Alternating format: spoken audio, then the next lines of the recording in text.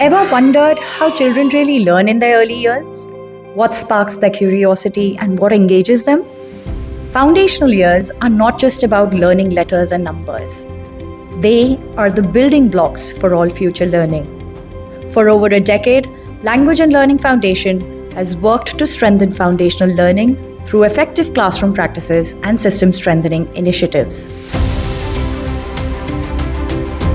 Drawing on this experience, we bring to you LLF Speaks Season 2, a 10-episode podcast series where we engage with global and national voices to explore crucial subjects, contributing to improving FLN outcomes.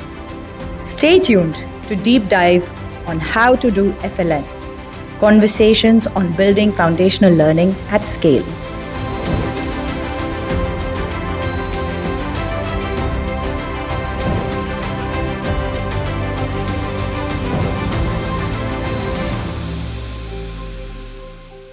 Welcome to the third episode of the FLN podcast series. I am Ramesh Chandra, Director Academics at the Language and Learning Foundation, and today we will dive into a very interesting topic, foundational literacy. To talk about this topic, we are joined today by someone who has immense experience in literacy education in India and internationally, Dr. Shailaja Menon.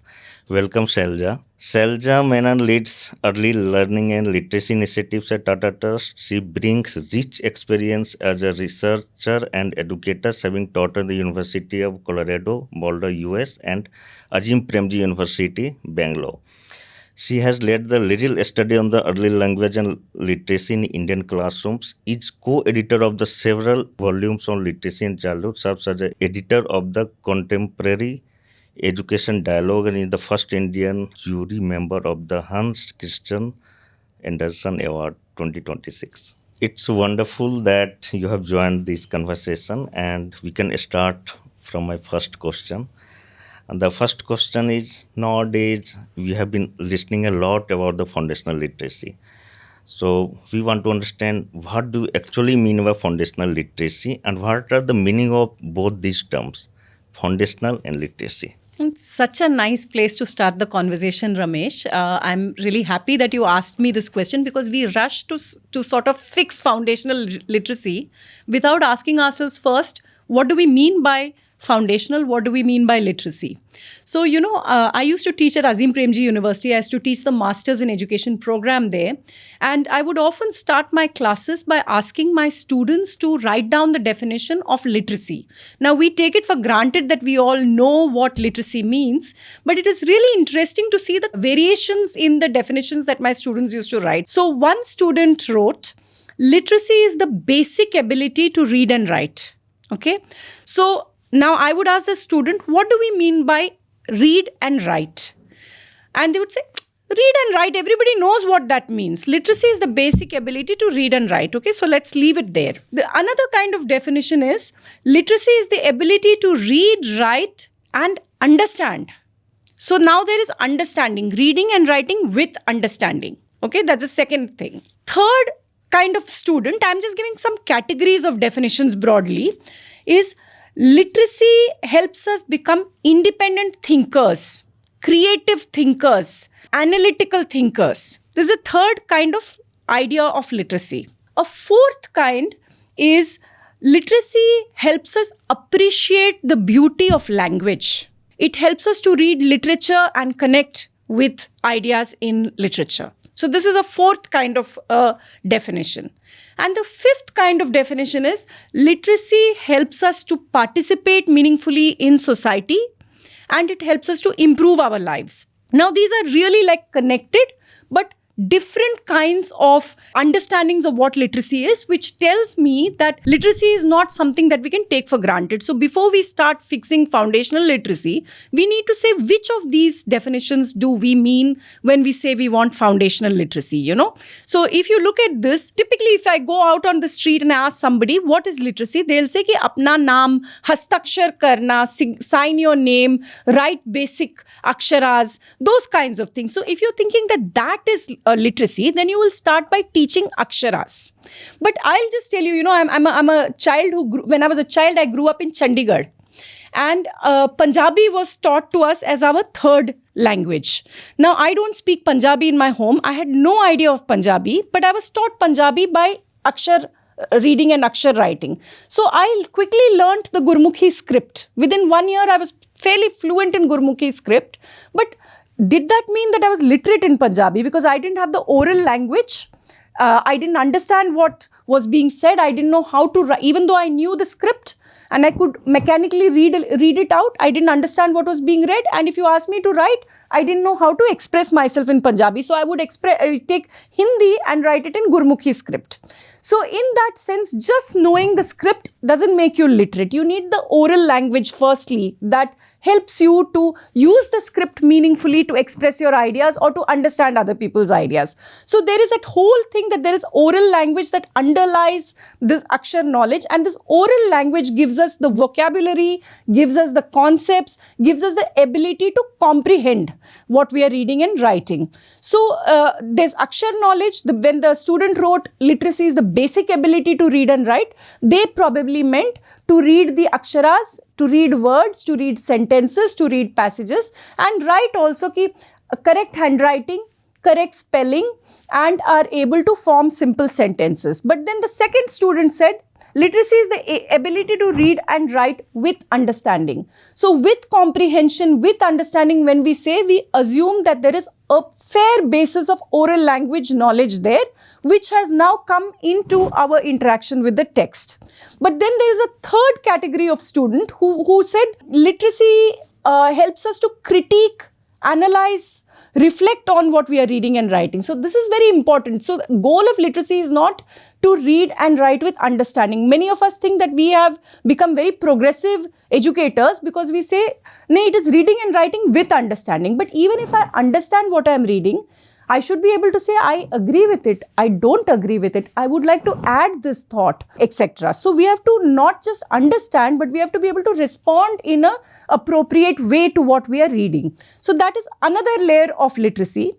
The fourth layer is, somebody says, to appreciate the beauty of language. Oh my God, I could just, I was so happy when the student wrote that. So few of us remember that language is the medium in which literature expresses itself, poetry, storytelling, etc. And that is really, it gives us so much of joy as human beings. It adds so much of value to us. And imagine a person being literate and not being able to enjoy the aesthetic pleasures of language. So that is another kind of capability that a literate person should have.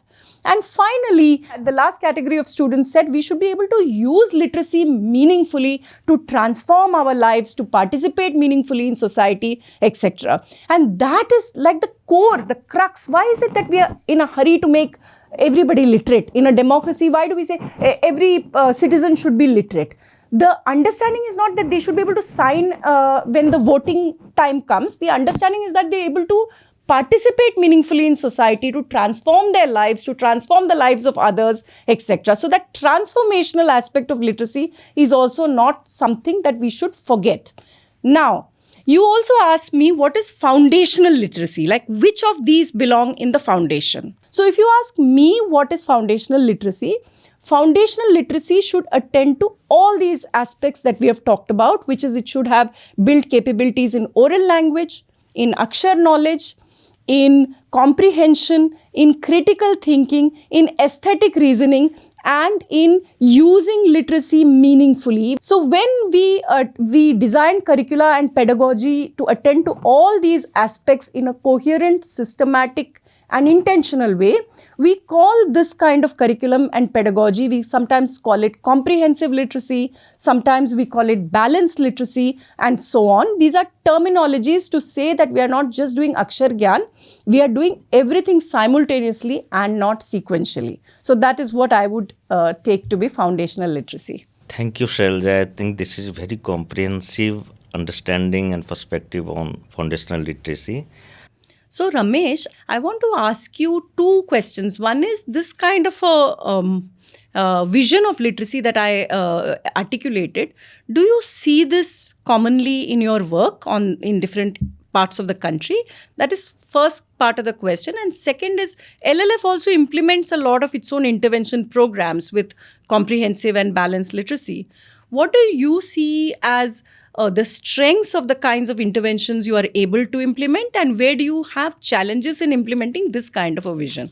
Shalja, it's a very good question for us, not as a person who's working in the with the government, but also visualizing the core of literacy when we are planning something. So we have found that government has been implementing foundational literacy and numeracy program with a lot of effort in many states. They are doing so well. They have been able to do the basic of having a good instruction in the classroom. I would like to share the experience in LLF states where LLF is working. So we have been able to revise the curriculum. At least some curricular reforms have been done in all the states where we're working, where a dedicated time for literacy has been given. It's mainly between 90 to 120 minutes. In some states, they are giving 120 minutes. In other In a states, they day? are in a day, in 90 minutes, in which the first period is dedicated to oral language development, then decoding, reading, and writing integrated, and then there is a dedicated time for independent reading practice. And it's very nice to see that this is happening at the ground, but not in that spirit, not in that manner that we have visualized or the state has visualized, but at least the system has been set for this. Coming to how it is working as overall, so we have developed a learning cycle, whether first 4 days of that cycle is to teach a new content, the fifth day is a revision for all the content that have been taught within that 4 days, and the 6 day is assessment. So we want to at least catch where is the problem and the early identification of the problem in any child, so that the teacher can do some remediation or extra work to at least mitigate that. So that is the overall approach of the program. We also have some dedicated remediation time on daily basis in some states, where states have been feeling that the special or dedicated time makes a big difference for the teacher, because that give them flexibility to do something different for those kids who are not learning at the pace. Now, I would also like to give some of the ideas about how this oral language decoding and reading practice is happening in the classroom. In oral language development, we generally conduct a lot of activities, and we also focus on higher order comprehension skills, and inclusion of home language is one of the core strategy that we follow, because we know that the India is a multilingual country and every child has a different linguistic background, and that's why we focus on inclusion of the home language, so that the child can at least feel welcomed in the classroom and can express themselves well. The second important thing is systematic instruction on decoding. We feel that, and we have seen that many research is now advocating that the decoding instruction should be very systematic and explicitly taught, and we follow this in our programs, and we have given workbooks, teacher guides, so that the children can have dedicated practice on the specific skills on decoding. The third important aspect is daily time for doing the practice of reading. It's independent and with the help of the teacher, and there are a lot of materials are given. Some states have been able to give some storybooks and all as well, but the major text, that is the graded texts, are in the workbooks and they are following that. And writing is the fourth pillar, but it is integrated with oral language development, integrated with decoding and reading as well. So when oral language development is being done, then the child is engaged in expressing their views, ideas and all through the writing. And we have two kinds of writing. One is making the foundational skills of writing, and second is compositional expressive writing. So these are all within the instruction design. In some states, you will see that certain practices being done very effectively and some are missing. In other states, you will find that all the three are doing well, but not at the level that we are expecting to do. And one of the important component of the overall instruction is the regular checks that the kids are learning or not. And this is, as I mentioned earlier, this is on the assessment based on 6 day, and also in between we have a periodic assessment, and before coming to the set of next kind of competencies, we ensure that all the kids are learning their basic skills targeted in the previous set of competencies. One of the focus of the instruction is to ensure that all kids are learning well, and so that we have a weekly cycle of assessment, and based on that we have remediation strategies, and we follow across all the states. Some states have been very mindful of ensuring that these are happening well. Some states still more focusing on assessment than doing the remedial or additional activity to ensure that kids are at the same pace. But over the years, we also realized that decoding, systematic decoding, is becoming the main and core effective strategy of practice across states. And in our classroom observation findings, we have seen that due to use of workbook and the dedicated lesson plan, the teachers find it easier and interesting, engaging to use decoding as a core strategies. They are doing good at oral language development as well, but if you see the overall impact or the effectiveness, the decoding is emerging as the main practice. But we have also observed some of the practices that are very important in the foundational learning, but still not being given much importance or prioritized in the classroom, with the emergent literacy. So we have seen that even in the instruction design, there is a dedicated time for emergent literacy. There is how to approach it. Everything is given, training is done, but in the classroom when we go, I think teachers don't feel that it is so important. Maybe one of the reason that they are not feeling that it's so important, or second, overall in the ecosystem, emergent literacy is not taken as a main practice before the kids are given the formal kind of instruction in the classroom. So Shailaja, as I mentioned that LLF finds it difficult to implement a strong emergent literacy across states. So can you please go deeper to explain why emergent literacy and how it is related to foundational literacy? So, emergent literacy just means that given a literate environment, children can begin to engage with the world of print from birth onwards. Now, you'll say, how can a newborn baby engage with the world of print? Obviously, we are not saying that that child will start writing Ka se kabutar when they are born. But what we are saying is that from birth, children are attentive to the environment around them. And if it is a literate environment, there will be print around them. So slowly, just as they begin watching human faces, listening to human voices, etc., they're also attending to other environmental cues. Over time, they'll start noticing that there are books in their environment, paper, there is lots of print material. So given that literate environment, children are capable of attending to and engaging with the world of print. That is the technical definition. Now, of course, we know that in most Indian contexts, children are not necessarily in a literate environment from birth, but they do come now to our Anganwadis at age 2.5, at age 3, or they come into our classrooms at age first grade classroom at age 6. Even at these ages, they need to be sensitized to the world of print, and they can learn a lot about reading and writing even before they know their aksharas. But actually, if we all know, Indian tradition has two contradictory ideas. One is that we are a culture of storytelling. We all do storytelling all the time with all age groups, and we well know that young children can be engaged in the world of stories. And stories are actually a foundation to language and literacy learning. So adults can also, other than just oral storytelling, they can read out stories to children. So even if they can't read, they can listen to stories that adults read aloud. And then they see the adult is handling the book in a particular way. So after the adult puts the book down, the child will go pick up the book.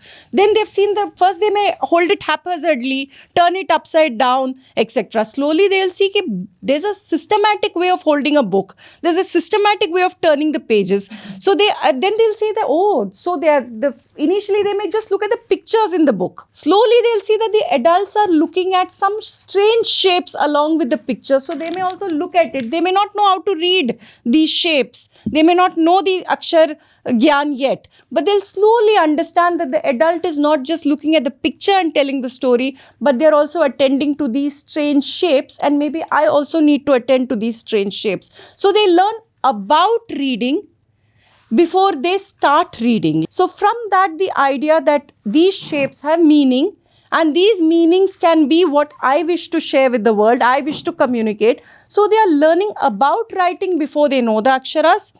They are learning about reading before they know the aksharas. And this journey that the young child takes in entering the world of print, initially by observing, then by participating in increasingly more conventional ways, and until they reach a point where an adult will say, now they are reading and writing conventionally. This journey is called the journey of emergent literacy. So this emergent literacy cultivates the capability of the child to see reading and writing as meaningful activities, and that it is for expression, communication, thought and sharing. So, Shailaja, how should teachers incorporate emergent literacy in their daily classroom interaction? Everything starts with oral language. So as I said, children need to observe adults using literacy before they can sort of engage with the world of print. So everything starts with oral language. The problem with oral language is this, that, actually Gordon Wells, who's a British researcher, he looked at how children talk at home and at school. This was it was done in the UK. And he followed a cohort of children as they learned to speak at home and as they went into the classrooms. And what he found is that the proportion of talk that the child engages in at home dramatically drops when they enter school. And the reason it dramatically drops when they enter school is because in school, the adult talks more and the child talks less. At home, the parents usually ask the child questions and allow the child to respond. So we have to first create lots of opportunities for children to talk. So if you ask me, how can you do that? One is that, morning circle time, sharing time, show and tell time. So the child brings something from home that they like, or they just share an experience.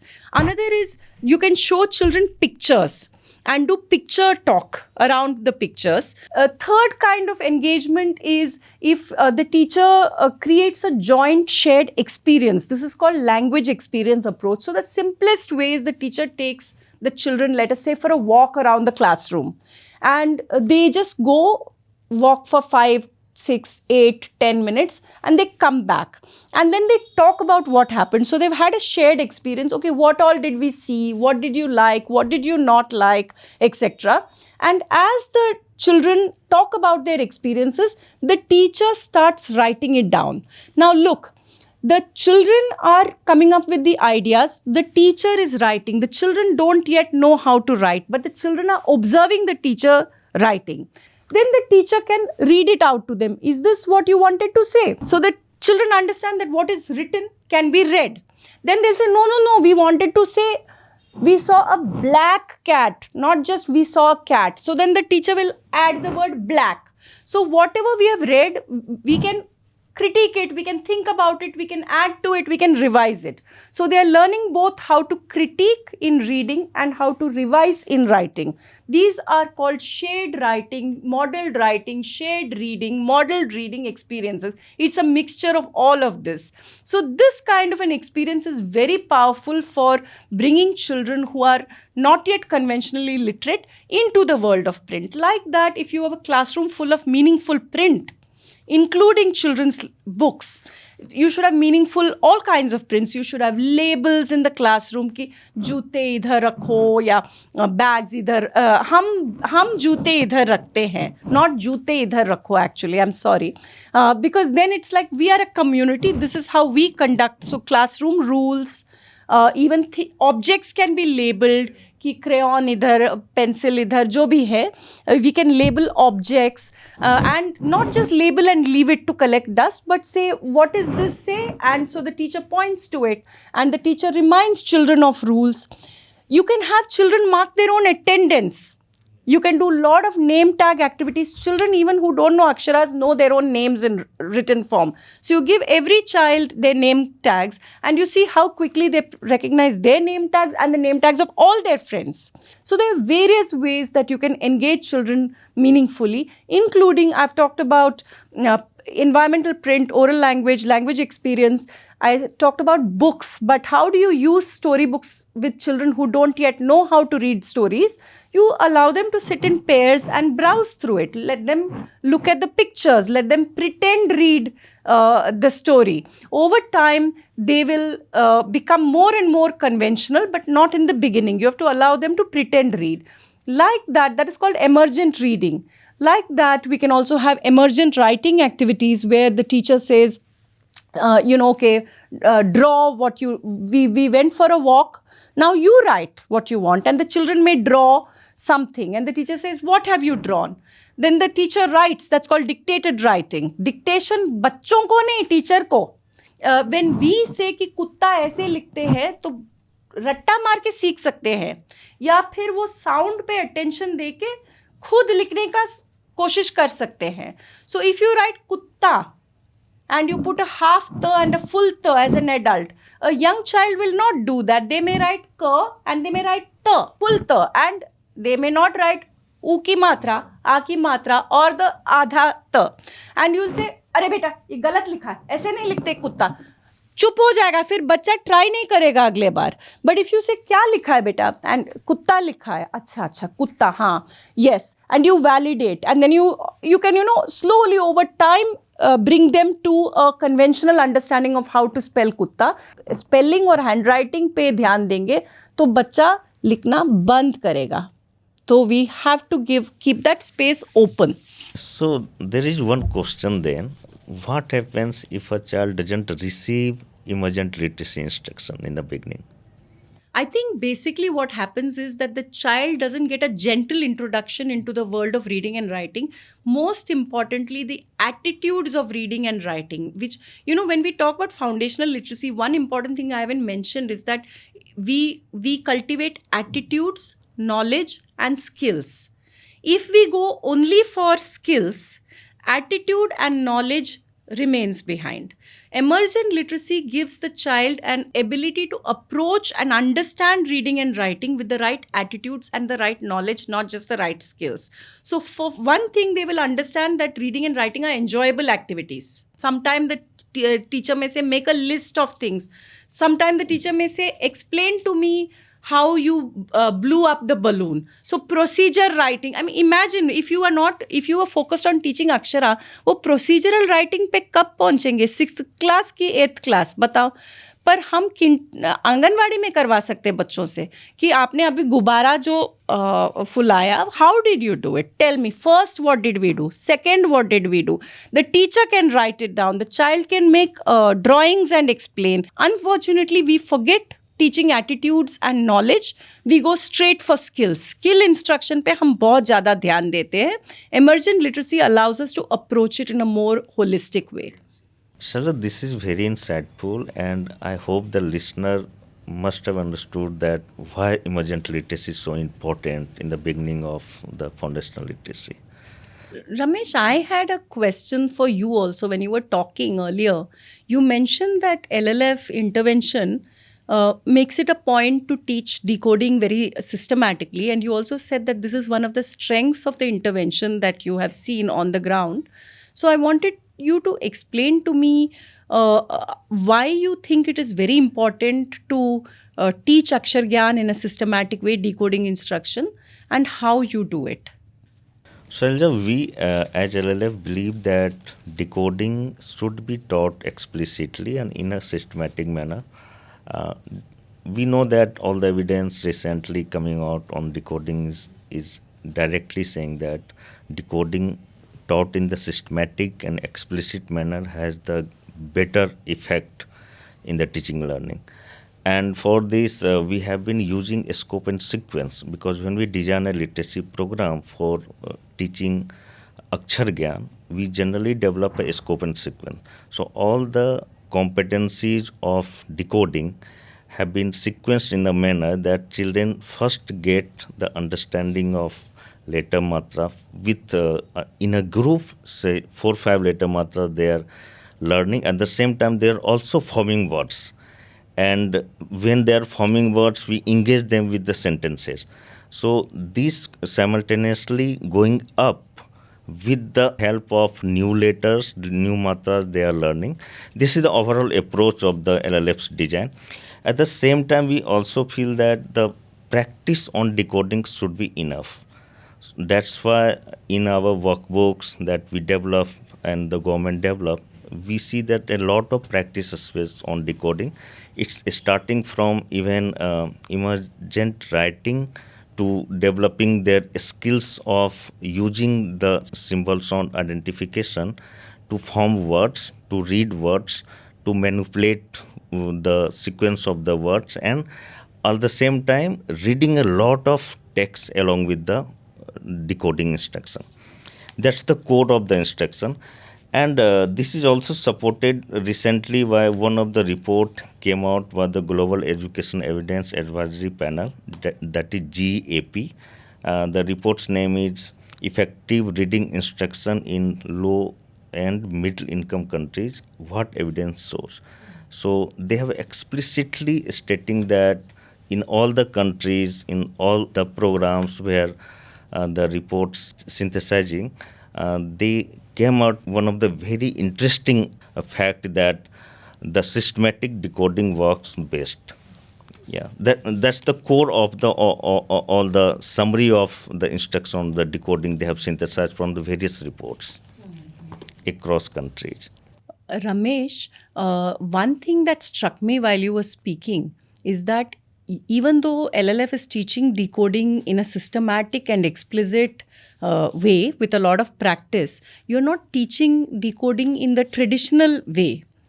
Huh? So, one thing that I took away from this conversation is that you are introducing Akshar Samuh along with matras, and so that with the matra, the child can form meaningful words. It is not just going across the Varnamala. So, that I think is a very important point. And second point that I took away from this conversation is that you're saying they are asked to make words which are familiar to them. So they are not at 6 years old, they're not making words like vakil and those kinds of words which a child may not understand. So these are two interesting ways in which it is different than traditional Varnamala instruction. The focus is on children should learn the easier words which is in their environment first, and then approaching to the new words that they can use the skill of decoding. You have done a lot of work on children's literature to support literacy development, and you have been an advocate of using children's literature in the literacy domain.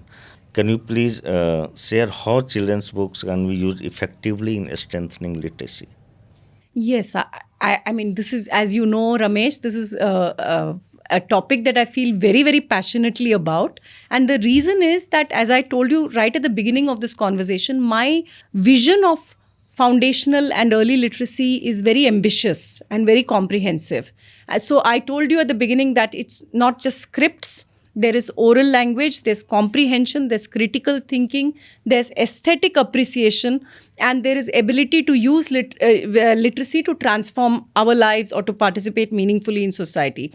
So when I look at such a broad and comprehensive set of aims of literacy, I'm not able to see how we can accomplish these aims without giving children and teachers access to the world of children's literature. So if you told me कि सिर्फ अक्षर सिखाने हैं, सिर्फ अक्षर ज्ञान देना है, तो मैं 2-4 वर्कशीट निकाल के सिखा भी सकती हूँ. But if I want a child to, for example, think critically, comprehend something, appreciate beauty, how can I do it on the basis of either worksheets or even the passages or short stories given in textbooks. So in some way, we have to give them access to the world of real literature. And as I've been saying, it's linked to the idea of emergent literacy also, where if the child cannot read the book, the teacher can read aloud to them. Reading aloud is one of the primary ways by which we introduce young children to the world of literature. Even the youngest child who comes into Anganwadi at the age of 3 needs access to libraries. When I say libraries, it doesn't need to be more than a small collection of children's books kept in the Anganwadi or kept in the primary grade classroom. So why is it that I feel that it is so important is because all these aims of language and literacy that I've outlined cannot be met with just textbooks and worksheets. Textbooks and worksheets are important curricular materials, but they are not complete solution. Children's literature is a very important part of the solution that we need to bring in. Literature cultivates in us the capability to think about other people's lives, not just our own lives. So when you open the window of the world through literature, they are able to not just understand other kinds of lives, they are able to understand other kinds of realities. So language and literacy classrooms are very important spaces for developing what we are now calling socio-emotional literacy. And that comes about through literature also. So on the one hand, it makes you better at reading and writing. On the other hand, it makes us the children better at understanding and feeling. Allow them to reflect instead of just comprehending. Say, how did you feel when this happened? And then the child's feeling and thinking get connected through literature. So I find that to be one of the most powerful uses of literature. And that is why I feel that children's literature is just, absolutely essential for early literacy program. Thank you, Shailaja. This has been really very engaging and insightful for me and for the listeners. Thank you so much to LLF and to you for giving me this opportunity to be here today. Thank you.